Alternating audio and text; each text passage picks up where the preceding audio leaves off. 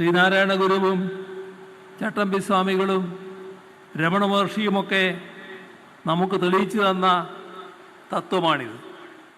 ഇതിൻ്റെ പ്രഘോഷണം നടത്തുന്ന ലോകത്തെ തന്നെ അപൂർവം ക്ഷേത്രങ്ങളിൽ ഒന്നാണ് ശബരിമല.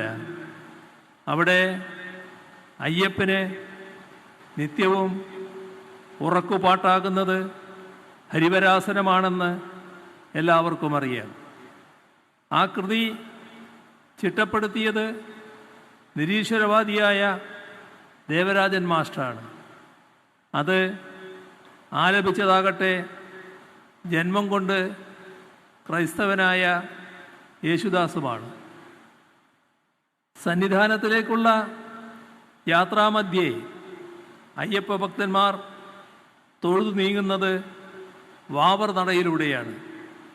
വാവറാകട്ടെ ഇസ്ലാമാണ്. മധ്യ കേരളത്തിൽ നിന്ന് മല ചവിട്ടാൻ പോകുന്ന അയ്യപ്പ ഭക്തർ ക്രൈസ്തവ ദേവാലയമായ അർത്തുങ്കൽ പള്ളിയിലും കാണിക്കയിടുന്നു.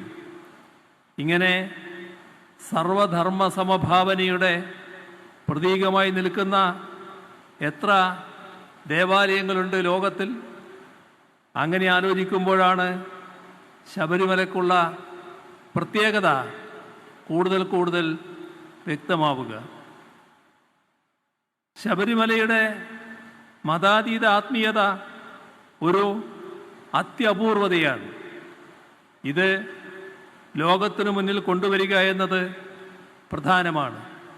അങ്ങനെ രാജ്യാന്തരങ്ങളിൽ നിന്നുള്ള അയ്യപ്പ ഭക്തരെ ഇങ്ങോട്ട് ആകർഷിക്കാൻ കഴിയണം. അതിനുതകും വിധം ശബരിമലയുടെ ഭൗതിക സാഹചര്യങ്ങൾ മെച്ചപ്പെടുത്തുകയും ആകർഷകമാക്കുകയും വേണം. മധുരയുടെയും തിരുപ്പതിയുടെയും ഒക്കെ മാതൃകയിൽ ശബരിമലയെയും തീർത്ഥാടക ഭൂപടത്തിൽ ശ്രദ്ധേയ കേന്ദ്രമാക്കി ലോകത്തിനു മുൻപിൽ അവതരിപ്പിക്കുക എന്നതും ഈ അയ്യപ്പ സംഗമത്തിൻ്റെ ലക്ഷ്യമാണ്. ലോകത്തെവിടെയായാലും ഏത് സമയത്തും 24 വാർത്തകളും ഓഗ്മെന്റഡ് റിയാലിറ്റി പാക്കേജുകളും എക്സ്പ്ലെയിനറുകളും വിശദമായി കാണാൻ ഞങ്ങളുടെ യൂട്യൂബ് ചാനൽ നിങ്ങൾക്ക് സബ്സ്ക്രൈബ് ചെയ്യാം.